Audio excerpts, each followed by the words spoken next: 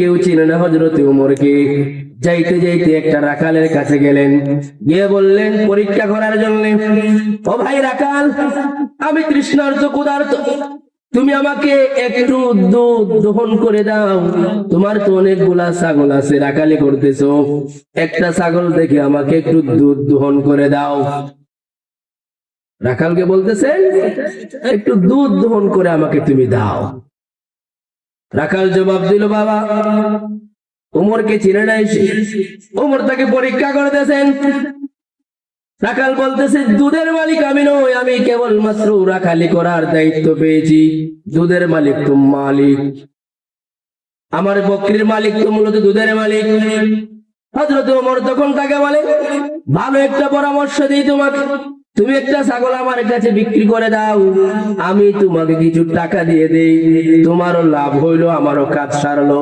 ওই রাখাল বলে, বাবা শোনো, আমি যদি তোমাকে দিয়ে দেই আমার মালিকের কাছে কি হিসাব দিব? হযরত ওমর পরীক্ষা করার জন্য বলছে, মালিক তো আর তোমাকে দেখতেছেন না। এই যুবক তখন রাখাল ডাক দিয়ে বলে, ফাইনা ইয়া হাদা ফাইনা আল্লাহ, ওরে আল্লাহর বান্দা তুমি এটা কি বলছো? আমার মালিক যদিও এখানে দেখতেছে না, ছাগলের মালিক যদিও দেখতেছে না, কিন্তু আহকামুল হাকিমিন, দুনিয়ার মালিক আল্লাহ তো দেখতেছে। এটাকে বলা হয় তাকওয়া। দুনিয়ার সিসিটিভি, মানুষের চক্ষু দুনিয়ার কোনো কিছু দেখালে অপরাধ থেকে মানুষকে বাঁচাইতে পারে না। যদি কারো অন্তরে তাকওয়ার মতো মহান গুণ থাকে, এই তাকওয়ার গুণে সে গুনাহ থেকে বাঁচতে পারে। হযরত আশরাফ আলী থানভী রাহমাতুল্লাহ আলাইহি, আপনারা নাম শুনে দেখবেন, আশরাফ আলী থানভী রাহমাতুল্লাহ আলাইহি নিজের এলাকা থেকে একদিন মিরাটে যাবেন, ভারতের মিরাটে। আশরাফ আলী থানভী যখন যাইবেন, রেল স্টেশনে গেলেন, গিয়ে বলতেছেন চলো আমি যাই। ওনার যে ভক্ত মুরিদান ছিল, এরা ওনাকে উঠাই দিত রেলে।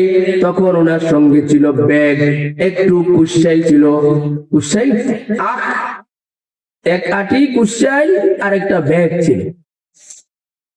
টিটি যে টিকিট চেক করে, এই লোক হযরত আশরাফ আলী থানভীর ভক্ত মুরিদ। তো সে বলতেছে যে আশরাফ আলী থানভী রাহমাতুল্লাহ আলাইহি, যে পীর সাহেব হযরত আপনি চলুন, আমি যেহেতু নিজেই টিটি চেক করার দায়িত্ব আমার, আমি আপনাকে সুন্দর মধ্যে পৌঁছাই দিব, এটার জন্য ব্যাগের জন্য আলাদা টাকা পয়সা দেওয়া দরকার নেই।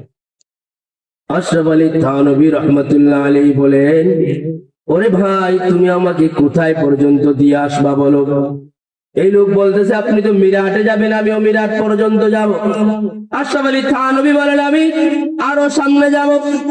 এই টিটি বলতেছে সামনে যাবেন, ঠিক আছে, মিরাট থেকে যে টিটি উঠবে দিল্লি পর্যন্ত, এখান পর্যন্ত আমি তাকে বলে দিব, কোনো সমস্যা হবে না।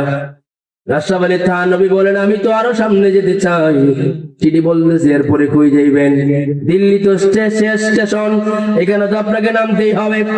আশরাফ আলী থানভী বলেন আমি কোথায় যাইব তুমি আমার কথা বুঝতে পারো নাই?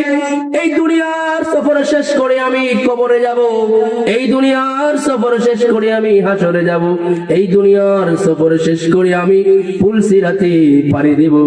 তুমি আমাকে বলো মিরাট দিল্লি পর্যন্ত তুমি আমার সঙ্গে থাকবা, কবরে যখন আমাকে জিজ্ঞেস করা হবে, হাসরের ময়দানে যখন আমাকে জিজ্ঞেস করা হবে, ওরে আশরাফ আলী কোন সে কারণ যে তুমি তোমার ব্যাগের টাকা তুমি কেন দেও নাই, যদি আমাকে জিজ্ঞেস করা হয়, উত্তর তুমি আমার পক্ষ থেকে দিবা কিনা বলো? উত্তর আমার পক্ষ থেকে তুমি দিবা। যখন আমাকে আটকাইবে তখন তুমি আমাকে উদ্ধার করবা। তখন এই লোকের চোখ খুলছে। আর আমরা শুধুমাত্র খুঁজি কিভাবে ফাঁকি দেওয়া যায়, কিভাবে কার সম্পত্তি গ্রাস করা যায়, কিভাবে কারকে মেরে খাওয়া যায়, এই ফিকিরটাকে আমাদের। তাকওয়াটা বুঝতে পারছেন? এটার নাম হচ্ছে তাকওয়া।